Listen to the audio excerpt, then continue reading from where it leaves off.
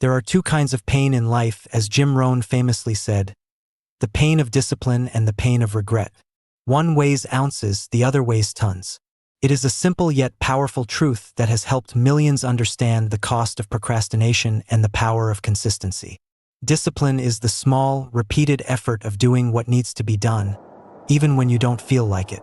It's waking up early, keeping your promises, eating healthy, managing your finances wisely, or making that extra call for your business. It's about doing the uncomfortable when comfort beckons. Discipline might be inconvenient, it might be tough, but it is temporary. And Jim Rohn taught that life is a collection of experiences, opportunities, and decisions.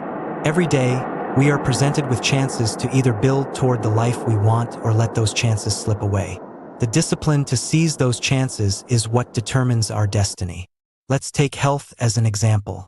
Eating clean, exercising regularly, and getting enough sleep take effort. They require discipline, especially in a world full of fast food, late-night distractions, and sedentary comfort. But the pain of that discipline, choosing a salad instead of fries, going for a walk instead of scrolling, is minor compared to the pain of regret. The regret that comes from a doctor. Jim Rohn often said, "Success is nothing more than a few simple disciplines practiced every day." This isn't about dramatic transformation overnight. It's about choosing wisely, consistently. You don't need to overhaul your life in one moment. You just need to make small, good decisions repeatedly. Read 10 pages of a good book daily. Make that one extra sales call. Save a little each month. These acts of discipline accumulate. They build momentum, and over time, they change your life. But here's the challenge. Discipline requires patience. Regret often doesn't show up immediately, creeps in slowly, invisibly, until one day it hits you like a brick. That's why it's so dangerous.